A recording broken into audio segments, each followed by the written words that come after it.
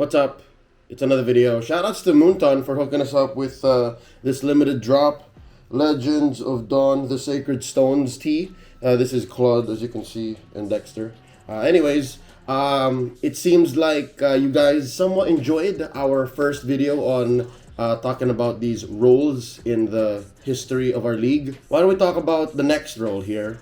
And it's the XP lane. It's clear in the first video kung bakit mas madaling pag-usapan yung gold lane is because it's only been a couple of years that the role has been established, and it's the same with the XP lane. But in addition, I think importante pag-usapan ng XP lane because dito lumalabas yung mga talagang strategic and tactical geniuses. 'Di ba? Kasi kung pag inisip mo, yung mga hero ng XP lane, they're very, for the lack of a better term, less mechanically inclined. Hindi action Jackson masyado ang XP lane. Let's just put it at that. So, saan bumabawi ang mga XP laners? Sa utak, di ba? Kapag nauutakan nila yung kalaban, yung mapa, yung buong laro.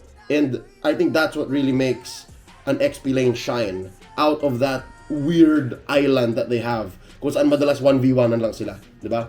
So, that's one. The other is, I feel very strongly about XP laners is because I personally am an XP laner. In many of my games, if not for the utility jungler change in recent times, feeling ko talaga XP lane lang ako for the longest time. I really love that kind of matchup and that kind of play and way of thinking. Casting and watching XP laners has really been quite the ride. I have 3 honorable mentions and 3 that actually made my list of the greatest XP laners in the history of MPLPH. Simulan natin to. Let's go with honorable mentions. If he was still with us, would definitely be on the list. But I think there have been circumstances and times wherein up and down, and then eventually was imported over to MPL Indonesia. I'm talking about the General, Dilar, who was last seen playing with Onyx Philippines in Season 9, and now is with EVOS Legends, playing for MPL ID Season 10. The reason why Dilar is so amazing is because he pioneered the quarter map play. Alongside Kenji, I'd say. Mas malupit mag-cut si Kenji, pero kapag clash na, I think may konting lamang dun si Dilar, personally. His signature heroes are numerous.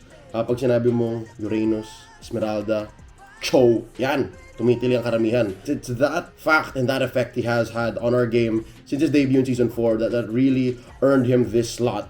If he was still with us, definitely, kung nagpakita siya ng bago dito, I would have put him, no doubt, no question, in the main list. But since he is in ID now, honorable mention, definitely deserves our respect, the General Dilar. Next up, another honorable mention, Kilowash, last seen with Echo despite not having played in the main roster in Season 9, also known as Mr. 5 Minutes Lotars. I know that his heyday came in before the whole Gold Lane XP Lane Project Next update, pero yung laro talaga ni Kilowash pag pinanood mo, pang XP Lane bago pa dumating yung XP Lane. And I love that. His championship runs and those times when he was really in his prime. Sayang lang na hindi natin to nadala on an international level more because if you'll remember that year of dominance that they had, wala tayong MSC, pandemic times. And last but not least, in my honorable mentions, it sucks that he's technically not an XP laner, was lastly seen playing Rome in Season 9. Of course, I have to bring this up.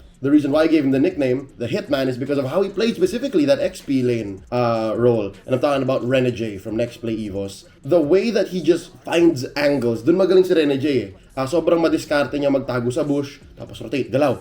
Alam niya kita niya And yun, kaya nabigay ko yung nickname na Hitman, and I'm so happy that it's stuck. Is because he's able to find these targets. Parang paano mo nahanap yun, Rene J? Diba? Parang ang Hitman. Paano mo napatay yung gold laner na sobrang protektado ng teammates niya? Ayun, he's one of the few that really caught my eye, and I think despite only having debuted in Season 6, he deserves to be in my honorable mentions. Again, this is my list.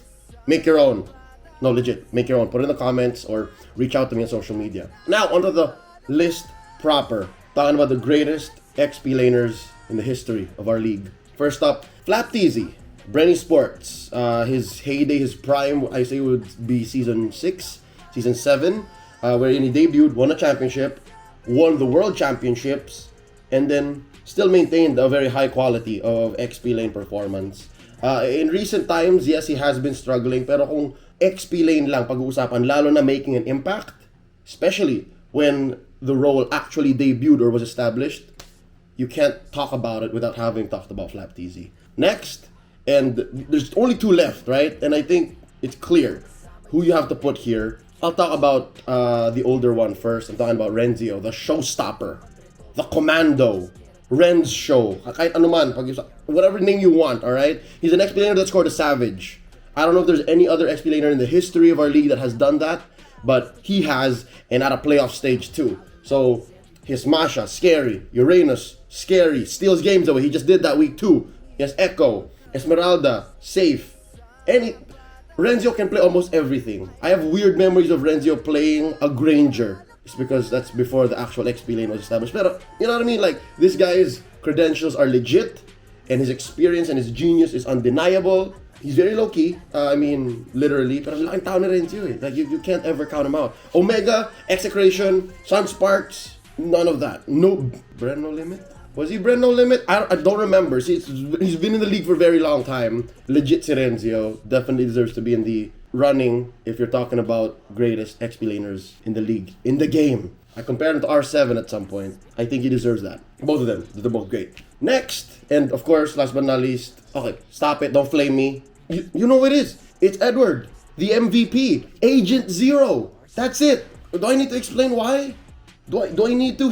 He knows what to do at every given moment. Alam niya yung trabaho niya. He's so good at it. If he needs to kill someone, he most likely can.